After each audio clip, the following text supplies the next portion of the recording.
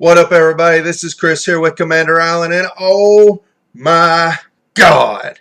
If you guys have not been over to the mothership, you need to hurry up, go over there, check out the Arcana, and check out the sweet new Judge foils that's coming out.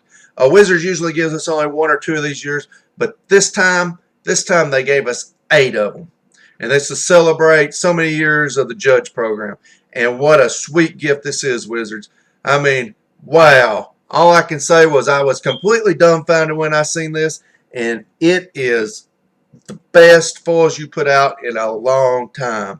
I mean, there is something in here for legacy players. A couple cards might make their way into modern decks, and every one of them will end up in EDH somewhere along the line.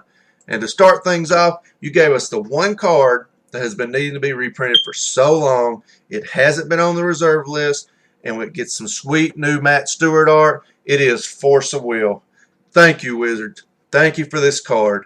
I mean, this is a gift to all players out there who want to get in Legacy, want something cool. Sure, this is going to be expensive, but it's going to add more copies to Force of Will in the format, and this is a great move, Wizards. And this is a big thank you to all the people who judge out there, because they do this for free, and this is just putting money in their pocket.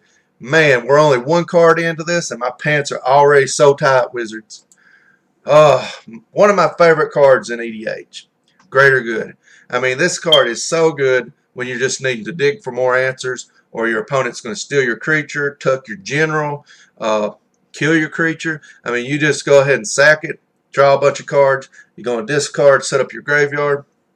This card is absolutely fantastic. It's really great in my Naya deck for getting Anger and Brawn in the graveyard. So, man, and I love that art.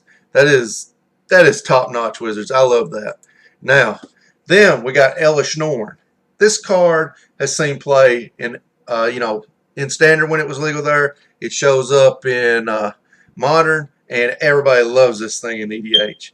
I mean, if you can't kill off all your opponent's creatures with this thing, you're at least downsizing them all, and she's boosting up all your stuff, including your general. This card is fantastic, and I love the language that's on it. I'm not really sure what that's supposed to be, but, it was pretty sweet. It's one of the cooler designs I've seen just by changing the language on it. Hannah Ship's Navigator. Now, this one, I absolutely love this card. Hannah is one of my favorite characters from the Weatherlight Saga. If any of you are not old enough to remember that, you should check it out. The original Magic the Gathering story. So awesome. It was one of the most amazing arcs there was. But this art, Wizards just keeps upping the art, and this Therese Nielsen art is fantastic. Like, I so want this card. It's going to go in a lot of my EDH decks just for that art alone. I mean, the original Hannah Ship's Navigator, not that great on art. Does the same thing, but damn, that art. It's just so awesome. And Therese Nielsen, one of my favorite artists out there. Now, that brings us to these three. We have never had these commanders in foil format, unless you count the oversized cards, and a lot of players don't use those. So I look for these to be really expensive.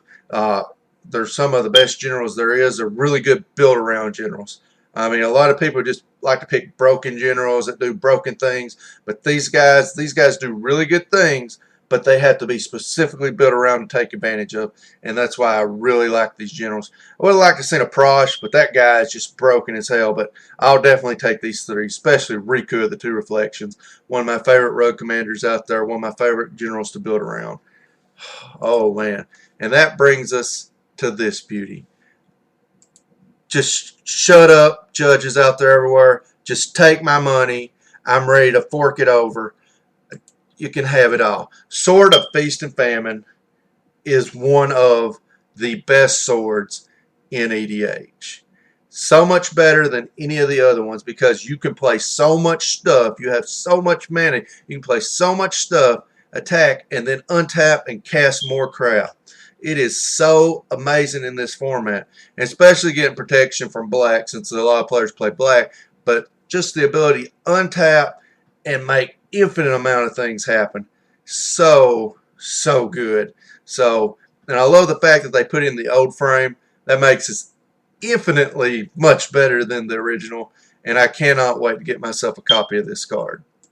I want to thank you guys for checking the show out. If you like what you've seen, show us a little love. Head over to our Facebook page, give us a like there, and subscribe on YouTube. And if you like what you see, let us know, and we'll provide more of the same.